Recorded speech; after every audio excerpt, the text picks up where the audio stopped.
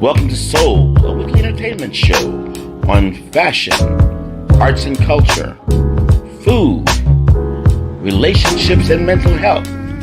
Our weekly co-hosts are Dr. Delvena Thomas, Imani Warren, and Chef Irie. Now introducing our host, Miss Nicky Gelin. I just love that intro. Hey, y'all. Happy new 2022.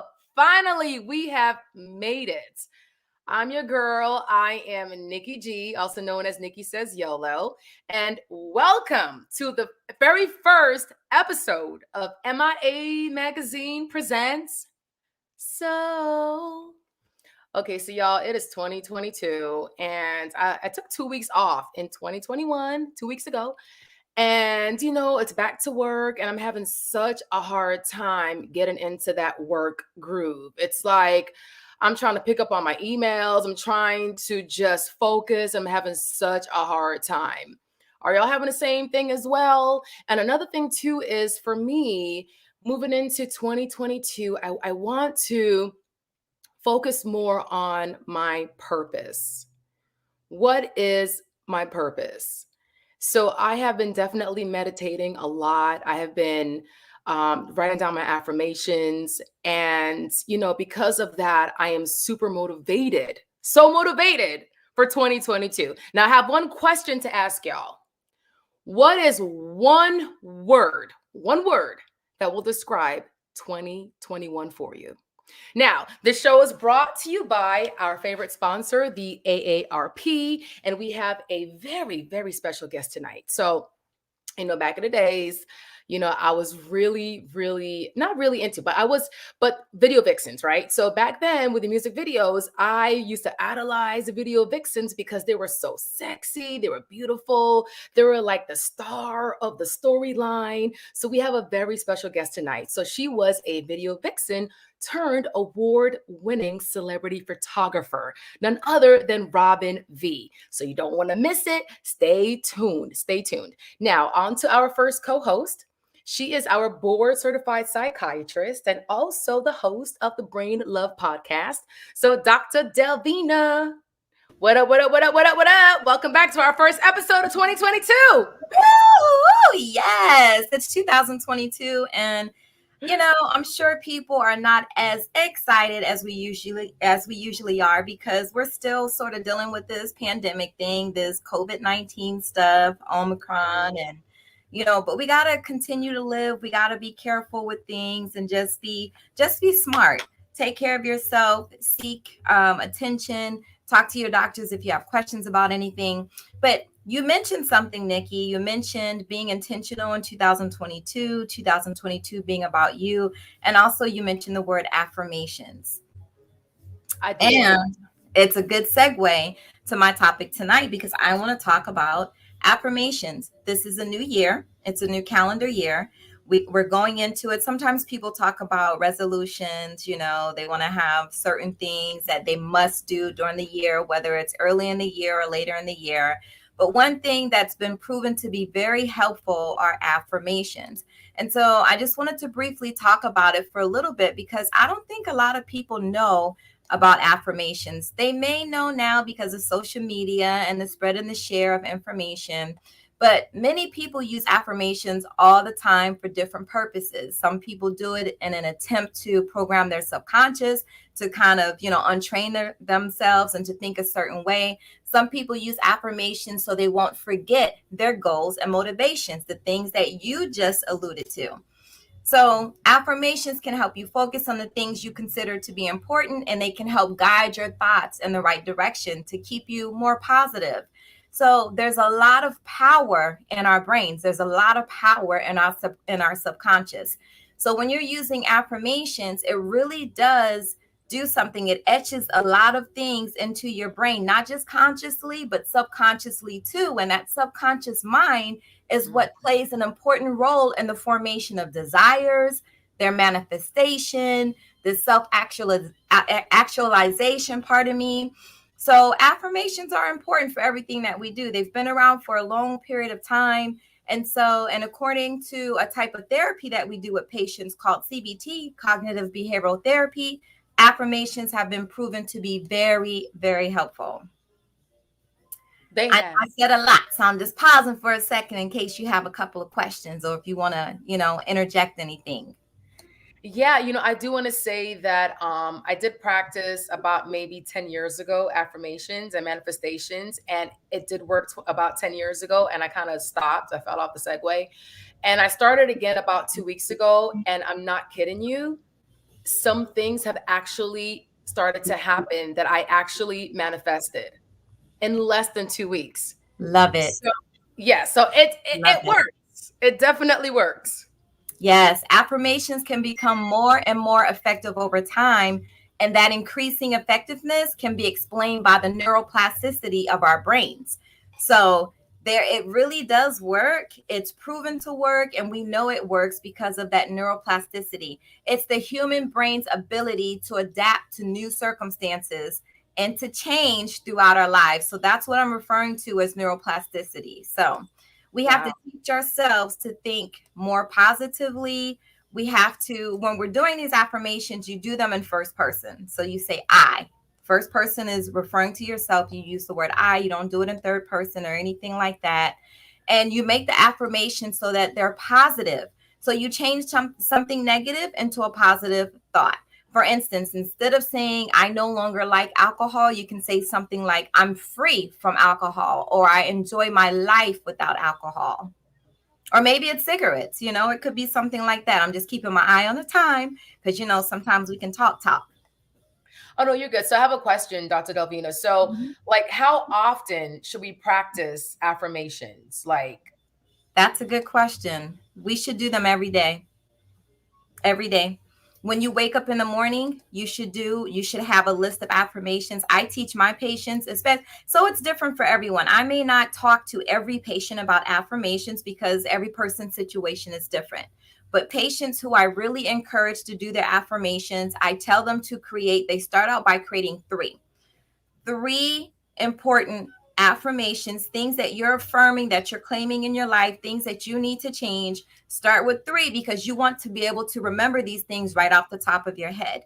If you want to make a long list of affirmations, that's okay. You may have to list it in a journal. But if you start out simple, sometimes some people want to start out with just one. And that's one. When you wake up in the morning, you should state this affirmation, and you should also say your affirmations before you go to bed at night. So you know how we say our prayers before bedtime, and sometimes people will meditate as well. Some people also meditate in the morning. You can incorporate affirmations into your system. and let me ask you this. Would you consider affirmations as a part of a vision board? Would you incorporate those two together, or what's like, your Yeah, advice on that? I could say there's sort of a little bit of overlap. A vision board is somewhat different because it's actually you trying to, most of us have done vision boards. So it's you visualizing your future and what you want it to contain. And on that vision board, you're either writing it out or you're taking pictures from magazines or books or whatever, and you're placing those things on that vision board. So you're looking at it every day. And so a vision board in itself is a type of affirmation because you're claiming something. So I would put vision board under the umbrella of being an affirmation. Gotcha. Perfect. All right. Well, Dr. Delvena, is that it? Anything else you want to add, or? No, I'll let it go. I'm sure I'll be talking about affirmations again sometime this year. You mentioned AARP. I just want to give a shout out to Dion Polite. She's Woo! with AARP. Dion was with me on my podcast 2 Sundays ago. We talked about ovarian cancer. If you guys are not listening to the Brain Love podcast yet, be a part of the majority, man. People are listening and people like the information that they're hearing. So 2 weeks ago, we had Dion Polite on with me on the couch talking about her challenge with ovarian cancer. It's a very, very interesting story. A lot of people may not have known about Dion's medical challenges, but she was able to get over that. And we talk about some very important things like what are the signs and symptoms suggestive of ovarian cancer, which is a very deadly cancer for women and can be very vague. The symptoms are not specific. It can be subtle. It can creep up on you. And there are certain things we believe could be considered risk factors. It's difficult with ovarian cancer to identify risk factors, but certain things like endometriosis, which Dion didn't know that she had a history of endometriosis. And she says this on the podcast. So I'm not telling her business. She mentions it in the podcast, and a family history. Her mother succumbed to ovarian cancer very recently. And during her mother's treatment for her ovarian cancer, Dion was diagnosed with ovarian cancer because her mother told her to go and get checked.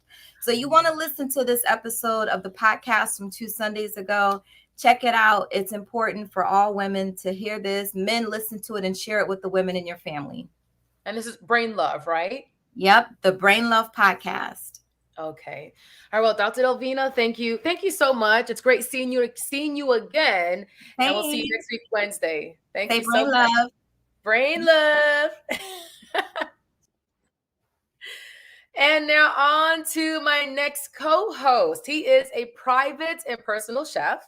You can also catch him on Tasty Island on American Public Television. So, Chef Irie, happy 2022 and happy Hump Wednesday. Well, happy Hump Wednesday, Nicky, darling. What's going on, people? Oh, let me go ahead and get my look. Yes, and what is that eggnog there? I see you sipping. Yes, darling. I'm still in a celebratory mood. I feel like I'm still on hiatus right now. Oh, I know the feeling. Trust me. I'm still trying to re-trigger my brain, dude. Get into work mode. But you know, it's been good. It's been good, and I appreciate it. And I so appreciate the fact that I feel blessed that we can start this year and positive vibes, man, positive vibes. So I think I'm going to take a cue out of your page or a page out of your book. Start doing the manifestations thing a little more this year for sure. Be more intention, right? Yes, be more intention. Powerful. So I think that so hopefully the whole world around Providence will start making things come alive as they manifest themselves. So yeah, once again, happy New Year to everybody. And what are we talking about today? Yeah, I'm trying to figure that out too. Yeah, well, New Year's, everybody has some food traditions. We can't go through them all today, but just to highlight a few. And so I don't know what everybody else was doing on New Year's Day, but I didn't buy any grapes. But guess what I did? I got some raisins. I had me some raisins because they're the same thing. They're just dried. But obviously, start your New Year's. Eat a grape at the strike of midnight, or just beyond what as the clock strikes. Boom, boom, boom, boom, boom. You eat a grape on every strike. For prosperity and good luck. That's one of the traditions. I think that comes over there in I think it's in Spain, if I'm not mistaken. But definitely it has become a tradition, I think, in different parts of the world. Yeah. So what else? Yes. So when you come here to these shores, and part of the African American culture and our cuisine, black-eyed peas. Obviously, it's not solely related just to the African American culture, though. But Dr. Delvena is making me laugh over here. I'm sorry, people. But black-eyed peas, yes, and cornbread, and greens. Doesn't matter if it's collard greens, turnip greens, mustard greens, however you cook them. But there's some significance for what they stand for. So the black-eyed peas are coins. So, you want to be prosperous, in the new year, baby. So coins and the greens represent paper money. Ooh, I like me some paper money. You know what I'm saying? I like me some money too, And the cornbread represents gold. So, there's a whole bunch of financial, leanings to, what this dish signifies and these ingredients signifies. So we can, eat a lot of black-eyed peas, and this collard green and some cornbread later in the year. Maybe we'll manifest some more prosperity and good luck and all that good stuff and all that jazz, as they would say. What else do we got? So Cool. noodles. Mm. So I have I have some Asian friends, and of course that Jamaica has a really very large Asian population. But my friend who's Filipino, she we've been good friends for a long time, and she's like, yeah, we started having ramen a few years ago, and she piqued me to the significance of the noodles. So the longer the noodles, so you don't want to be eating no noodles like penne, no, no, no, no. This ain't Asian. We talking, Asian noodles. If you're Chinese, so you're talking the lao mein, and those long noodles. And if you're from Japan, you're doing soba noodles. But the Mm. longer the noodles, the longer the longevity, and the prosperity for the year. Yes, and so that's the Asian style. So you go over here to Italy, and we got cotechino. Yes, and cotechino is it's a pork sausage Mm. over with lentils, like a lentil stew or lentil salad. And that's usually eaten, either near New Year's Eve or on New Year's Day. I'm not quite sure what it stands for, but definitely you want to have something hearty, and this is one of their dishes that they traditionally eat around that Mm. time. All right, so we got the New Year's tradition. So tomorrow, do you know what tomorrow is, Nikki? Tomorrow's Thursday. Tomorrow's Thursday. That it is. It's January 6th, and every January 6th, it is Three Kings Day.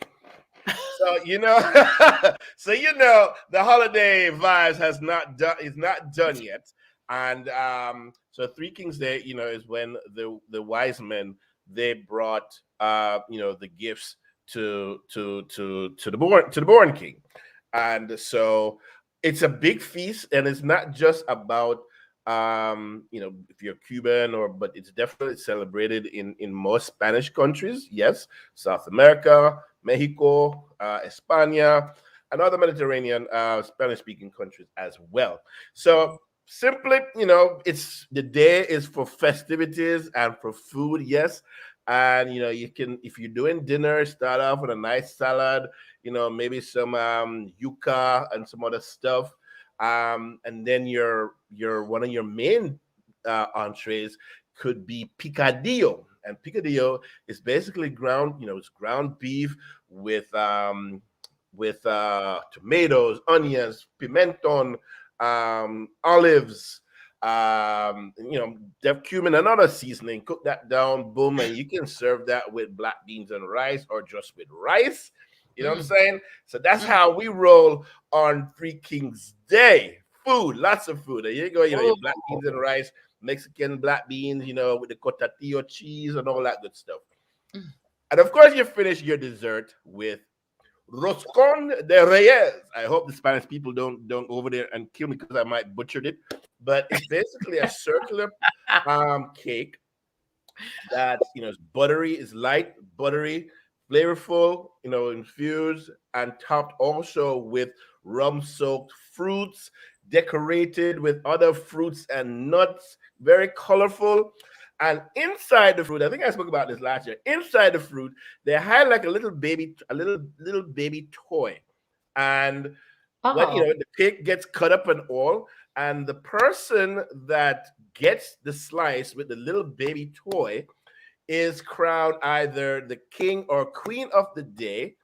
And hopefully, if they're adults, their task is they will be hosting the um, Three Kings Day for the next year. That the task falls upon them. So the celebrations throughout the year, every celebration always revolves around food, and food is an everyday thing.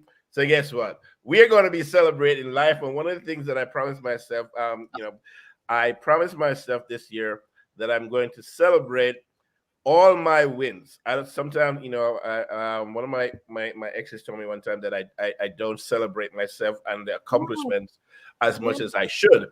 And I say, you know what? This year I'm going to celebrate, even if it looks or seems small. Yes. Celebrate all your wins, whether Yes. it's with a libation, whether it's friends and libation, whether that's champagne. I don't care what it is. but make sure you celebrate all your wins this year in 2022. That's all I got for you. Cheers to that. Yes, I agree with that. Cheers. Yes. So yeah, make sure you catch me tomorrow. Flavors of South Florida. We're gonna be talking with Carl Seafood. Yeah, that's where we are tomorrow. I love Carl Seafood. Yeah, Carl Seafood. And join me this Friday morning, Ricky Smiley Morning Show. Yes. It's my turn up. So join us this Friday. All right. Okay, Chef. I'm hungry. After the show, I'm about to go find me some of them foods you just showed a while ago. Okay, well, we'll see you next Wednesday.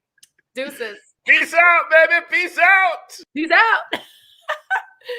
Okay, and now the moment I've been waiting for, that you've been waiting for. So she is every woman, okay? She is the award-winning celebrity photographer, the wonderful Robin V. Hey, girl. Thank you for having me, Nikki. No, this is like truly an honor. So happy Hump Wednesday. Happy New Year's. Happy New Year. I know. So we were kind of speaking earlier, and you definitely do believe in affirmations and just speaking things into existence. And it's definitely, I believe, have worked for you. So you ready for 2022? I am ready, girl. I'm ready. Yes. I started manifesting things and I didn't know I was doing it, so I'm not new to creating a vision board and manifesting. And, I just learned within the past 2 to 3 years how to do it properly, because there is, a way to do it and a way not to do it. But yes, manifestations is definitely a part of my lifestyle. Good. Okay. So let's get right into it. So tell us a little bit about yourself, your background. Okay. Well, Nikki, I am originally from Baltimore, Maryland. And I grew up in a suburban area in Baltimore, but I went to school in the inner city.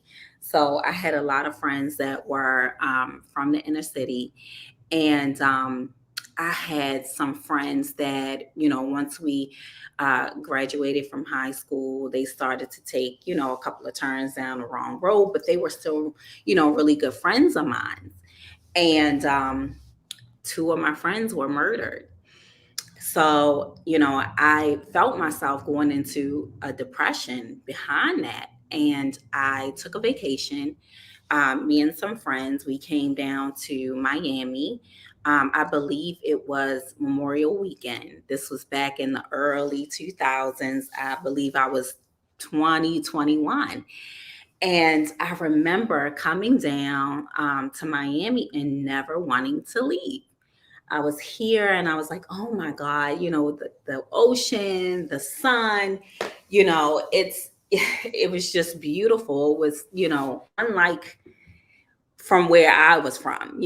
Baltimore is a really very beautiful city. However, there are some parts that are, high in crime and things like that. But I always said to myself, I'm going to move there. I'm going to end up there. Fast forward to like a year later, I took 2 suitcases, $900, and I got on the train. And when I tell you, I didn't know where I was going to live. I didn't know where I was going to stay. I think I knew about 2 people that were living here at the time. And I just came down, and I did eventually find a place to stay. And from there, I met a woman by the name of LaShawna Stanley, and she was the owner of Ethnicity Models. I don't know if you've heard of, that agency, but it was a big agency for video vixens and actresses and stuff like that at the time. And there was, Melissa Ford, there was LaShante, those girls who were really big and, back in the day, video vixens and actresses. And LaShawna, she signed me to her agency. And from there, I started working and booking jobs. And, I was making money, back then. You would make about $1,500 on one job. And back then that was pretty good, good money back then. So, I did that for a little while, but I was also a makeup artist. So I was doing makeup for, my side work. And then when I got tired of doing the video vixen thing, I just started doing makeup full time. While I was doing makeup for a time, a lot of my friends were still modeling and, in videos and stuff like that. So I continued to build relationships with people. I'm sorry. Oh, I, girl, it's okay. okay. I don't know how to I know how to turn off my ringer on my phone, but not on my computer. But yeah, I just continue to build relationships with, my friends that were models, the directors. And once I worked on a video with Hype Williams, and mhm, I did the makeup for 6', 7'. I don't know if you remember that song, Lil Wayne, 6', 7'. But I do remember that song. Yes. It was. We were on this video set for hours. I'm talking over 12 hours. And the makeup was really very intricate. And I remember sitting next to Hype Williams the entire time, and I just picked his brain about the lighting and the setups and why he put that light or why he used that, or I just picked his brain for hours and hours, and that's what I would do. Even I didn't realize that I was fascinated with these things for a reason, not knowing that later they would be tools and things that I would use in my career now as a photographer. Yeah. So I picked his brain on that video set, and I picked up a lot, because in photography, lighting and stuff like that you use for movies and video sets is kind of all the same thing. It's just one is a larger scale and the other is, a smaller scale. So, it was a lot of things that I was doing that was preparing me for my road ahead.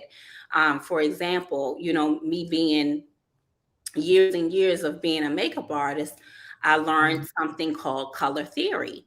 And that's what photographers use in photography. For example, complementary colors, monochromatics. Monochromatic is different shades or tones of one shade. So a lot of times if you're photographing a young lady with a red top, you would put the complementary color for that would be a purple bottom. But these are things that we subconsciously, our eye is attracted to. But photography is really a science. There's a science to it. So, I wouldn't know these things. I wouldn't know about contrast and shadows if I didn't know how to shade or create a cut crease, or, I wouldn't know any of these things. So me being self-taught, having that skill set of being a makeup artist and then working on these video sets, that's how I was able to learn. Because a lot of people are like, hey, did you go to school? No, I'm self-taught, but I had certain tools, that helped me develop my skill. Yeah, so the universe was basically setting you up. It was preparing you back then to get you to where you are right now. That's what it was, basically. So what is your style of photography? My style, I'm sorry, I'm reading Chef. Oh yeah, girl, I saw that too. Yeah, it's inside joke, y'all. Oh, okay. Because Dr. Delvena had wrote earlier. You're gonna explain that to me later. Okay. They wear yellow panties. When he introduced the wine glass with the grapes in it, so he's responding to her comment earlier. Oh, okay. She was saying wear yellow panties. So y'all behind the scenes stuff happening. Just Okay. So if I were to describe my style, I would describe it to be elegant, classic, vibrant, very vibrant. I use a lot of colors and tones. Then also it can be very muted too. It all depends on my mood. A lot of my mood at the time comes out in my work. So it'll be very sultry, sexy. That's all depends on how I'm feeling. But Yeah. yeah, you know, just to sum it up, it's really very elegant and classic. It's definitely something that very glamorous. And so do you work with like agencies, or how do you get your name out there to book these projects, like partnerships, or they come to you direct? Well, you know, and it's so funny that you asked me that because 90% of my business is by word of mouth. I don't do a lot of okay, and that picture right there, that's my niece. Ah! That's my niece Alexis, and she's actually an actress. She lives in LA, and that's her husband Mo. But Aw. uh I'm sorry to go back to that. A lot of my clientele is 90% of my clientele is referral based. I don't do a lot of heavy marketing, promoting anything. Oh, It's that just girl, that's Nene. Oh, that's me. Yeah, that's okay, me. hunty. Yeah, Okay. she looks good, right? You do. She looks foxy as hell, right? Sure do. That's what I'm Okay. saying. I loved catching the natural elements like wind. You know, I think that all of that stuff goes together. Like, you know, water, fire, wind, all of that. So anytime I can capture any of that with a subject in the middle, using that as the background, just amazing. But I don't do a lot of heavy marketing or anything. I think that my work speaks for itself, and you know, I haven't. That's Yeah. something that I've been blessed to do. And to go back to what I was telling you about how I built my relationships, a lot of that me starting off in the beginning was a lot of my friends were models. A lot of my friends were still in the industry. They were still modeling. So when I decided to pivot and make that transition into photography, I could lean on them. You know, also my clients, one of my clients was Trina. And, you know, I worried her to death to shoot her when I first started, and she agreed to let me. So, you know, it was just my path was already set out. It was destined. Yeah.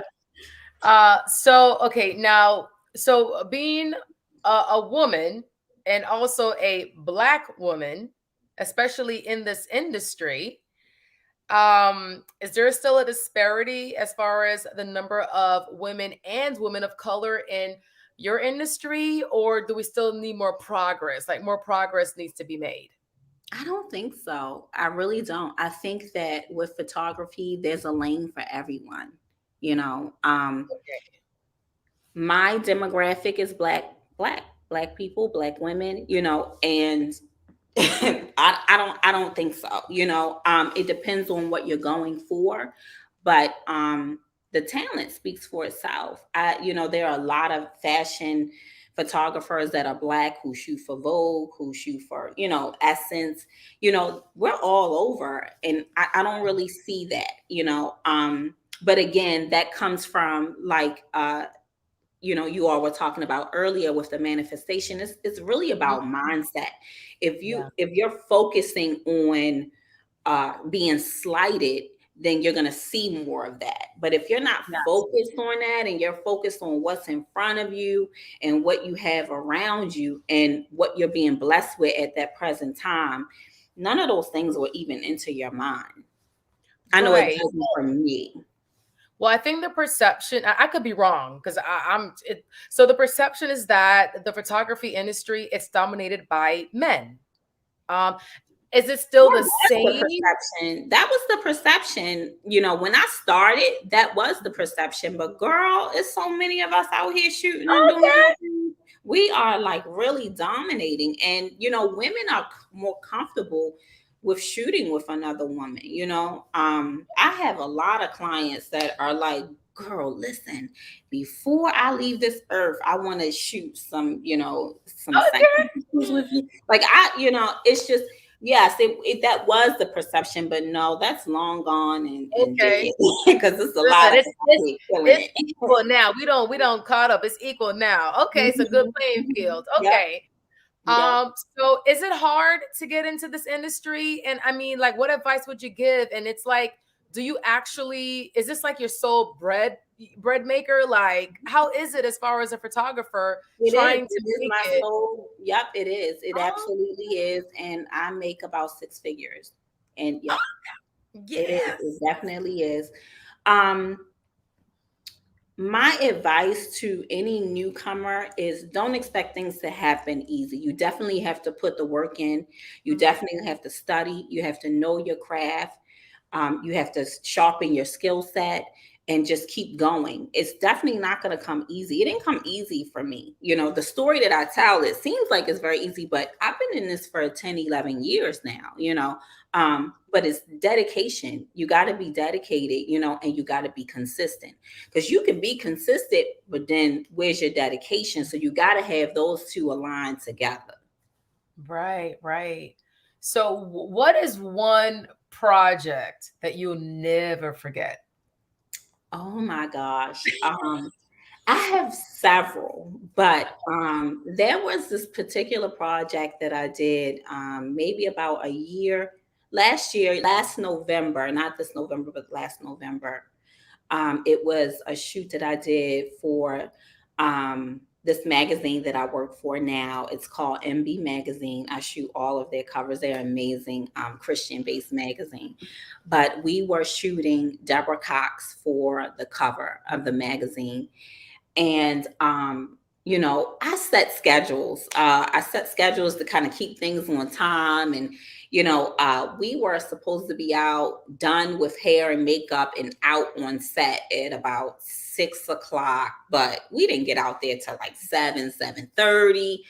But when I tell you, Nikki, it was the most magical day. The sun was perfect. The wind was blowing really hard, but we had the fabrics and the clothing that we had was just blowing all over the place. I mean, it was magical. It was like just things weren't going the way I planned, but they were going the way it was supposed to go for that shoot, you know. So yes, that's still one of my very most memorable shoots to this day. And then of course I have, you know, many shoots and stories, but I just think that that particular shoot was just, I could feel the magic. I could Yeah. feel the presence of God there that day. Yeah, just let go and let it be and let it flow. Yes, And that's yes. what happened. Okay. So what is next for Robin V? What's Well, next? well, the month of January, I'm dropping a book, a coffee table book, and it is a collection of my work from just my entire career of all of the women that I've shot, and Oh, just the wow. most beautiful, just them in their essence, you know, just being themselves in beauty. You know, some of them are, you know, Mongols and business tycoons and, you know, they work in corporate America, but they're being themselves. So yeah, I have that coming out at the end of January. And then also I'm hosting and producing a master class with some other photographers and creatives. And that's at the end of January as well. Okay, and so how can we keep in touch? Like Instagram, website? So I see I'm, it scrolling I'm at the always, bottom. you know, you know, I used to keep up with Facebook. I'm on Facebook, but not that often because there's so many changes on Facebook. I can't keep up. I So know. you can find me mostly on Instagram because that's just the most easy app I can use. You might catch me on Twitter here and there. But yeah, mostly Facebook, Instagram, and Twitter. And my Instagram is at MRS Robin V. My Facebook is, oh, there it is. My Facebook Okay. is Robin Thompson. on Okay. Facebook. And my Twitter is Miss Robin V, MISS Robin V. Yeah. And the photography website is robinvphotography.com. RobinVphotography.com. Perfect. Okay. So, what would you tell your younger self, and how old would you be? That was going to be a good one. I would tell my younger self to give your 26. You have time. Give yourself some grace. Don't rush it. Wow. Wow. Wow. Wow. Okay. Well, Robin V, thank you so much. It was a pleasure speaking to you. Very admirable, very inspirational. And I'm looking forward to your coffee book dropping. So, yes. Maybe we can get you in it, Nikki. What you think? Oh, my God. Yeah, of course. Maybe we can get you in it, you know? Yes. Count me in. Okay. So, is this a website here too? What are we looking at? Website. Mm-hmm. Oh, the photography website. Okay, this is the MB magazine. Yes, that's the magazine that I shoot for, and they are amazing. We have a lot of amazing covers and stories. I shot PJ Moore in Fantasia when she was pregnant. Tammy Franklin. And those are the only covers that I had, but I've shot so many covers for them. I couldn't fit everything on there, but yeah, you can go to their website. It's the mbmagazine.com. Yes. Okay. Yes. So, just so happy at your journey. I mean, just from your beginning to middle and to where you are right now, and you continue to like evolve. Yes. Break barriers and boundaries. You know. Yes. So Yes. And now I have an understudy, and I also teach other photographers photography as well. But my understudy is really very close and near and dear to my heart. She's my twin sister's daughter, my niece. So she actually got her first placement in Sheen magazine. Oh my gosh, that is awesome. Okay, see, and you're there to help kind of guide and mentor her because you're in that field, the industry. So perfect. Yes. Yeah. Perfect. Well, thank you so much. Happy 2022. Keep bringing those affirmations and manifestations. Make it happen. The world is in your hands. It's all yours, Nikki. Thank you. For sure. Thank you so much. All right, you too. Bye. And y'all, okay, so we have a few shows lined up for this week. Tune in to MIAmediagrp.com. Also our Instagram, which is MIA Media GRP, for all the shows that are coming up tomorrow. Now, tomorrow is Thursday. We have two shows. We have Lunch with Legacy Leaders with Anne-Marie Serral at 12 noon. And we also have Flavor of South Florida with Chef Irie at 7 p.m. You can live watch it on Facebook and YouTube. The link will be on our Facebook page and also on Instagram as well. Another shout out to our sponsor, the AARP. Y'all, thank you so much. Happy 2022. We'll see you next week. Have a good night.